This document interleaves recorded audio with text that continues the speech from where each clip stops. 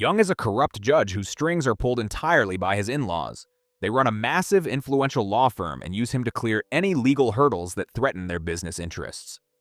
Having long ago abandoned his principles and betrayed the integrity of his profession, Young is now deeply entrenched in a world of greed and systemic corruption. The story begins in the year 2035.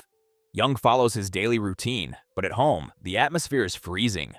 He and his wife live in separate worlds, barely able to look at each other. Their marriage is nothing more than a cold business arrangement. When he arrives at work, he is met by a massive crowd of protesters. They are demonstrating against Eugene Chemical, demanding that the judiciary hold the company accountable after a large number of workers developed leukemia due to the illegal materials used in their factories. Among the crowd, an elderly woman comforts her granddaughter, a cancer patient, promising her that the government will deliver justice and secure the compensation needed for her treatment. From his office window, Young watches them with utter indifference, living by the motto that the caravan moves on while the dogs bark. In a moment of symbolic irony, he accidentally knocks over a statue of Lady Justice on his way out and leaves it lying on the floor without a second thought. On the other side of the legal system, we meet Prosecutor Kim. She is Young's polar opposite, fierce, independent, and completely unfazed by the status or power of those she investigates.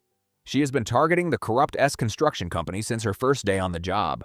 She eventually storms the office of CEO Choi with a search warrant, intercepts a call to the group chairman, and warns him directly that they will be seeing each other very soon. Back in the courtroom, Young presides over the compensation case filed by a woman named Han against Eugene Chemical. The prosecution points out that out of 24 factory workers, most have developed cancer and 9 have already died. The defense denies any liability, insisting that worker safety is their top priority. They present expert testimony and photos claiming the company stayed within legal limits. Coldly, Young rejects the lawsuit, clearing the company of all charges and exempting them from paying any compensation. The courtroom erupts in fury. Han, consumed by despair, begins to bleed from her mouth as her grandmother screams at Young, calling him an unjust and heartless judge. Young simply walks away with ice in his veins. It is revealed that days earlier, the owner of Eugene Chemical met with Young's father-in-law, Chul. Chul had ordered Young to deliver a partial ruling to settle the matter quietly, but Young decided to reject the claim entirely to avoid future headaches, and to secure a much higher payout for himself. When Chul finds out Young defied his specific orders, he is initially furious. However, once he realizes Young extorted double the price, he actually applauds his son-in-law's ambition. He decides to let the defiance slide, figuring a man with that much greed is a useful tool. That night, the media is on fire. Han, the victim Young failed to protect, commits suicide by jumping off the hospital roof. She leaves a final note for her grandmother, stating she refuses to be a burden. Young reads the public's outrage and the questions asking if this is what justice looks like, and for a moment, his conscience finally flickers with guilt.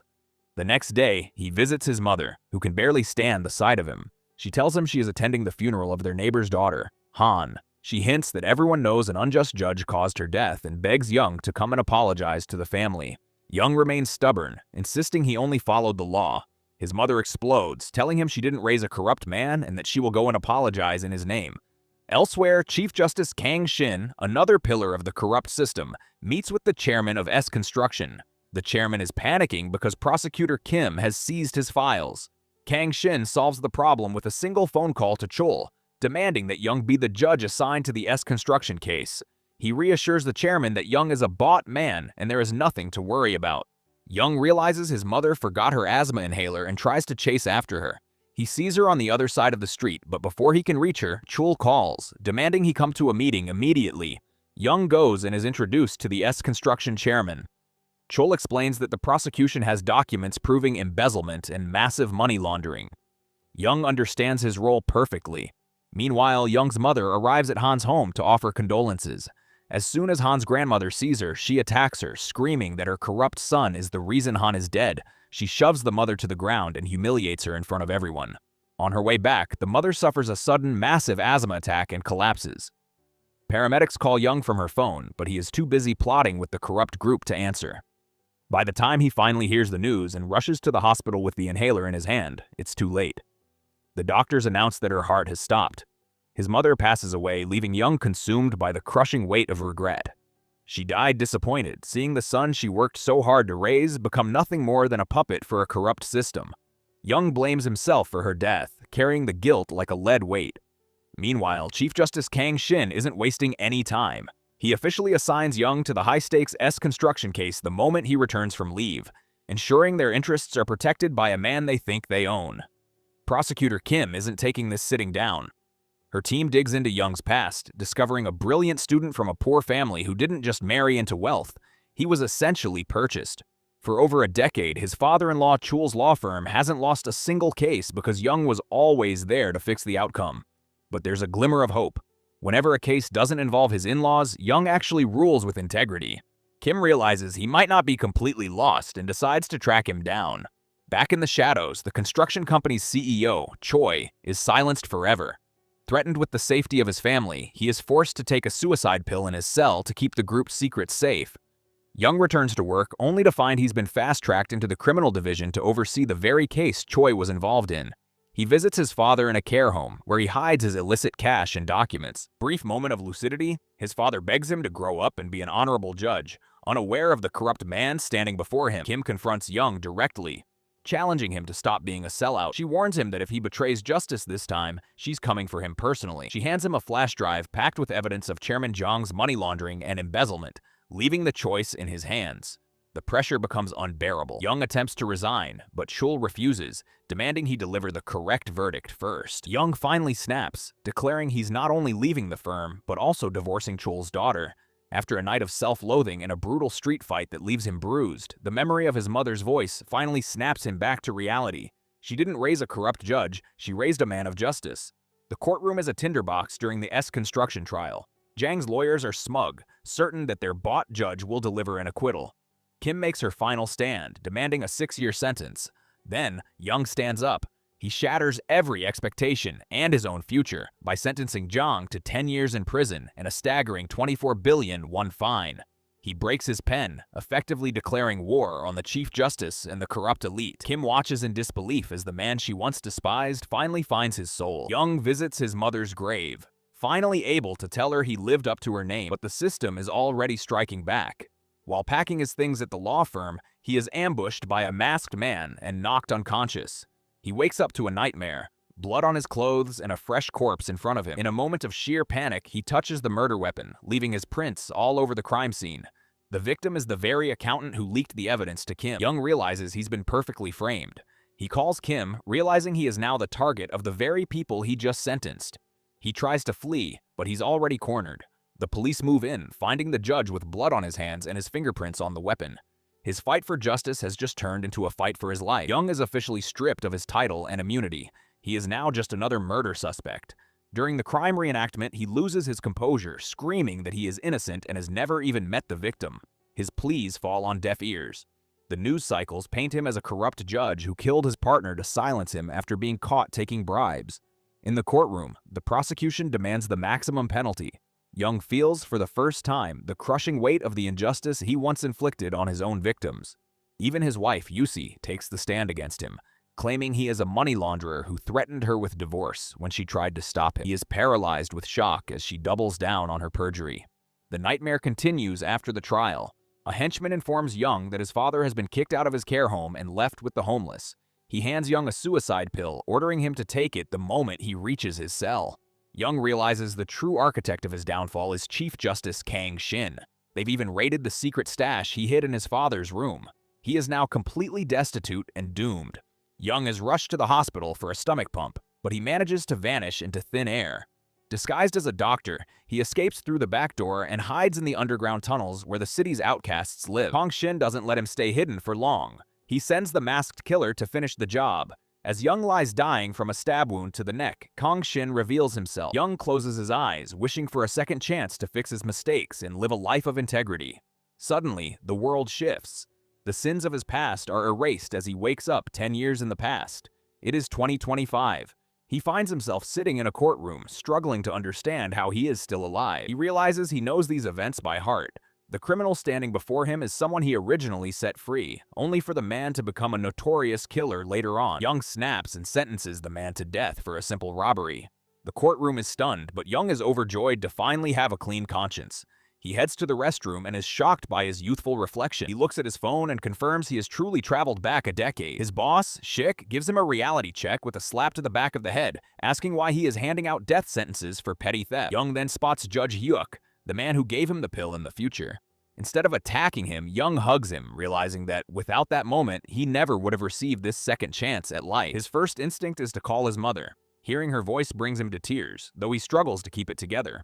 He asks about her health and reminds her to keep her inhaler close, but she thinks he is a scammer. She tells him her son never calls her mother, and points out she doesn't even have asthma yet before hanging up. Young begins researching S construction and finds that the current chairman is already deep into tax evasion and money laundering, though no one has dared to rule against them yet. He also finds that Kang Shin is currently just a local court head. Young realizes his wish came true. He has 10 years to correct his path and take them all down. Young decides to start with the case of Sang, the man he just arbitrarily sentenced. He heads out and calls his friend Dong, a man who once turned his back on him after getting rich. This is a time for fixing mistakes, but Dong picks up the phone only to mock him, noting that Young is currently the #1 trending search. He tells him that by sentencing a petty thief to death, he's dragged the reputation of all judges through the mud. After hanging up, Young realizes that in his past life, everyone was blind to Sang's true nature. Young himself had been deceived, letting the man walk free only for him to murder an entire family. The guilt of that mistake had haunted his sleep for years. He meets with Prosecutor Park, who also harbors suspicions about the criminal. Together, they raid Sang's apartment. Young heads straight for the refrigerator, certain he will find a body inside based on the crime records he remembers from the future. However, when he flings the door open, the fridge is empty, save for some cleaning supplies scattered on the floor. Young stays late at the office, searching for any loophole to pin on Sang. He can't wrap his head around why the body wasn't there when he vividly remembers the crime scene photos. The next day, he sentences Sang to only 1 year in prison. He wants to lock him away forever, but without evidence, his hands are tied. Journalists swarm him, baffled by the drastic change in his ruling. Young calmly explains that while his first ruling was personal, a judge must uphold the law and deliver objective justice. He walks away with a dignified air that makes him look like a veteran Chief Justice. Despite this being the very first solo case of his career, in the distance he spots a girl he recognized from the trial. As the reporter's camera flashes illuminate her face, he remembers who she is. Cho, Sang's accomplice in all his crimes. He recalls a testimony from a repairman who discovered a body in a fridge that was blocking the cooling vents. Young realizes the body was in Cho's fridge, not Sang's. He tracks her down, checking cleaning supply stores until he finally spots her. He confronts her, telling her he knows Sang is threatening her. Terrified, she hides, but he bursts into her room to find her cowering in front of a refrigerator. He opens it and finally finds the body. Cho breaks down in tears, admitting the threats and blaming Young for letting Sang walk free. Young explains he gave Sang a light sentence as a trap to catch him for his real crimes and secure a death penalty. He asks her to trust him. He calls Prosecutor Park, having already messaged him that Sang is a dangerous predator who must be arrested immediately. Park is skeptical, questioning why he should arrest a man just sitting in a park eating snacks. Young gives him a chillingly specific detail. There is a little girl nearby wearing a duck t-shirt. He warns Park that if he doesn't act now, that family is dead. Park gives chase as Sang tries to flee. The little girl begs for help as Sang prepares to kill her mother and nephew. Young arrives and reassures her, promising that they will stop this monster together. He stops his car at a crossroads, and as Sang approaches, he has the girl repeat a sentence. "I sentence the criminal Sang Jin to death." As she says the words, Young floors it and rams Sang at full speed. Young steps out of the car to check on him, surprisingly relieved the man is still alive because their reckoning is far from over. As the ambulance arrives, Park asks if the accident was intentional. Young denies it, pointing to the skid marks on the road. They search Cho's house and find the body exactly where Young said it would be. When Park asks how he knew Sang was a serial killer, Young simply says it was just a feeling. The next day, Boss Schick eyes him suspiciously, wondering how a rookie of 1 week solved a complex serial murder. He jokes that if Young wants his job, he should just ask. Young plays it off as a result of Schick's great mentorship, but Schick isn't buying the flattery. He gives Young 2 pieces of news. The bad news is that Young is being taken off the case because it requires an experienced judge. The good news? The Chief Justice is extremely impressed. Young meets Chief Justice Baik, who offers him a reward for his work. Young seizes the opportunity and asks to stay on Sang's case until the very end, even if only as an assistant judge. Baik is shocked by his boldness but grants the request. On the day of the trial, Sang appears in a wheelchair, with whispers in the gallery saying he'll never walk again. Young prepares himself, determined to fix the greatest mistake of his past life. He places a statue of Lady Justice on his desk and enters the court. He addresses the room, admitting that while people say to hate the sin, not the sinner, he cannot help but despise the man who brutally murdered 3 innocent people. Based on the evidence and the family's testimonies, he sentences Song Jin to death. The courtroom erupts in cheers, and Young finally feels the weight of his first sin lift from his shoulders. Driven by this redemption, he goes to see his mother. He watches her from a distance, remembering her funeral and the promise he made at her grave to be an honorable judge. He helps her collect scrap metal, then sees his father, feeling a fresh wave of guilt for failing him in the previous life. Just as his emotions peak, their neighbor arrives, the same grandmother of Han, the girl who would eventually become a victim of his future corruption. The next day, Chief Justice Baek decides to put Young to the ultimate test. He asks his superior to assign Young the most complex, tangled case on the docket, just to see how he handles the pressure. He is handed the case of a man named John, accused of murdering his fiance's son. The motive seems clear. John is the sole beneficiary of a massive life insurance policy Sun took out just 3 months before her death. Young visits the crash site to investigate for himself, questioning why Sun would insure her life for such a high amount, and how John dared to stage an accident that put his own life at risk. While there, he runs into a journalist named Nayun, Sun's distant friend. Young recruits her to stir up the media, hoping the public pressure will force the killer to make a mistake. Young is meticulous because he remembers this case from his past life. He had acquitted John then, only for the truth to come out 3 years later that the crash was intentional. Meanwhile, Judge Schick pressures Young into a blind date with Yusi, the daughter of the powerful CEO Chul. Young decides to give her a taste of her own medicine from his previous life and leaves her waiting for 2 hours. After she loses her temper and accidentally spills drinks on herself, Young intervenes in her spat with a waiter. When she slaps him in a rage, he calmly reminds her that as a judge, he could easily sue her, forcing her to swallow her pride and apologize to the waiter to protect her father's firm's reputation. On the day of the trial, Young calls Kimja, the victim's cousin and insurance agent, to the stand. He demands her phone, correctly guessing she has a secret one she uses to communicate with John. To end the charade, he dials her number right there in court, and the room falls silent as her phone rings. Chief Justice Kong Shin enters the gallery just as Young displays photos exposing the affair on the big screen. John finally breaks and confesses that Sun had lied about being pregnant to keep him, and in his rage and betrayal, he orchestrated the fatal accident. Kang Shin is left stunned by how easily this young judge dismantled such a complex web. Impressed, Chief Justice Baek offers Young a major promotion to handle solo trials.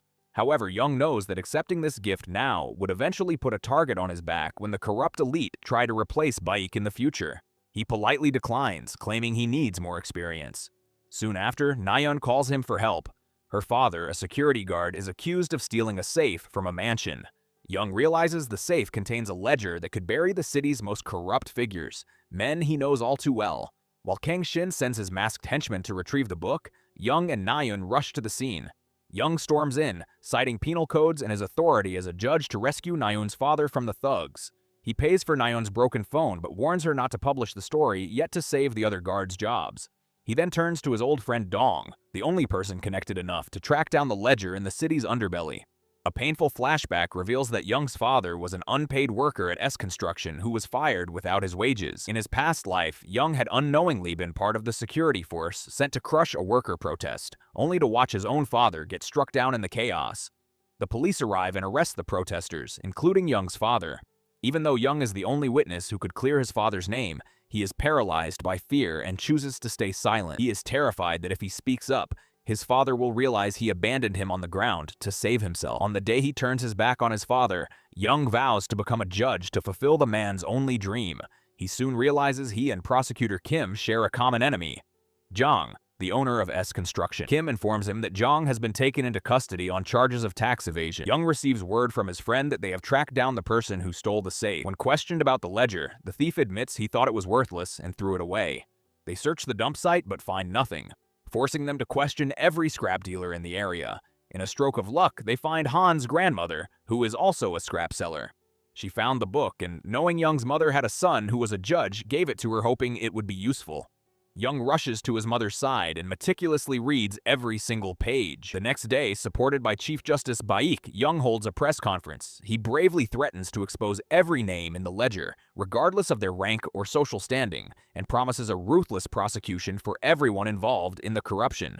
He goes even further, naming the corrupt officials one by one in front of the media.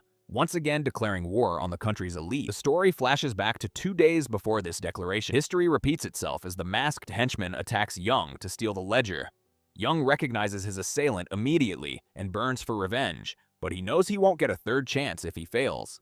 He decides to retreat, choosing to focus on taking down the names on his list and fixing his past mistakes before settling this personal score. He now fully understands that Kang Shin is the one orchestrating the hunt for the ledger, having sent his right-hand man to eliminate Young for the second time. Young meets with Nayun, arriving at their meeting place injured and disheveled. Before she can start questioning him, he drops the ledger on the table. He instructs her to photograph every page so that if the book is stolen or he is killed, she can publish the contents and expose the corrupt network. Later, Judge Kim-jin calls Young, requesting an urgent meeting. Young knows Kim-jin is only there to get his hands on the ledger. Kim-jin flatters him before making a direct offer: a high-ranking position at the central court and a life of luxury in exchange for the book. Young is blunt, refusing to get involved in their shady dealings. When Kim-jin warns him he will regret this choice, Young calmly replies that a person only truly regrets at the moment of death, when they realize they spent their entire life making the wrong choices. He walks away with the ledger, leaving Kim-jin fuming. The city's elite gather, men with souls as dark as the black suits they wear. Every single one of them is corrupt, including the president himself. Kang Shin pulls the strings from the shadows, receiving the green light from his superior to eliminate anyone who stands in their path. The president is especially anxious because his own name is featured in the ledger, and he uses Kang Shin as his shield. Kim-jin calls Kang Shin to report that Young has officially refused to join their ranks. The next day, Young presents the ledger to Baek. On television, news breaks that the thieves have turned themselves in and confessed, a result of the pressure applied by Young's friend, Dong. Baek realizes the names in this book are powerful enough to shift the country's entire balance of power. He asks why Young trusted him. Young explains that Baek is the only one responsible enough to handle such a burden. This trust leads to the decision to hold the press conference. Young's strategy is also a protective one. By making the ledger public, he effectively blocks Baek from being appointed to the Supreme Court. He knows that if Baek were appointed, the corrupt system would eventually eliminate him, and this is Young's way of saving his mentor. The president scolds Kang Shin, mocking his inability to control a newly appointed judge who has the audacity to challenge them all on live TV. Kang Shin sends his masked assistant to deliver a warning, but Young remains completely unfazed. Finally, Kang Shin calls Young for a direct meeting. Young understands the game is now out in the open. In this meeting of giants, Young decides to play along with Kang Shin's agenda. Kang Shin subtly mentions the accident from the night before and warns Young to take better care of himself. Young recalls an old interview where Kang Shin spoke of his difficult childhood as an orphan. Young uses this connection, claiming they share a common bond of having been born into poverty. Kang Shin notes that the ledger move essentially ended Baek's career aspirations for the Supreme Court, but Young counters that some people value honor over titles. Kang Shin asks how Young truly sees him. Young plays the part of the loyal soldier, calling him his leader and offering to be the right-hand man he can rely on. Kang Shin seizes the opportunity, asking Young to help him take down a member of parliament before the man can be appointed as Minister of Justice. Following the elections, judicial districts are reorganized. Baek meets with Sheik and Young, informing them that he has been offered a position at the Seoul Central Court and has insisted on taking them with him. Young knows this script by heart. In his past life, this was the moment he began working for Chul's law firm and married Yusi. This time, he is taking a very different direction. He refuses to live as their slave again and vows that Chul's downfall will come by his hand. He meets with Chul and proposes that they serve as consultants for the firm. Yusi bursts into the room, demanding to know what he is doing there. Yusi inherited her father's cunning nature. She plays hard to get, but deep down, she's thrilled to see him again.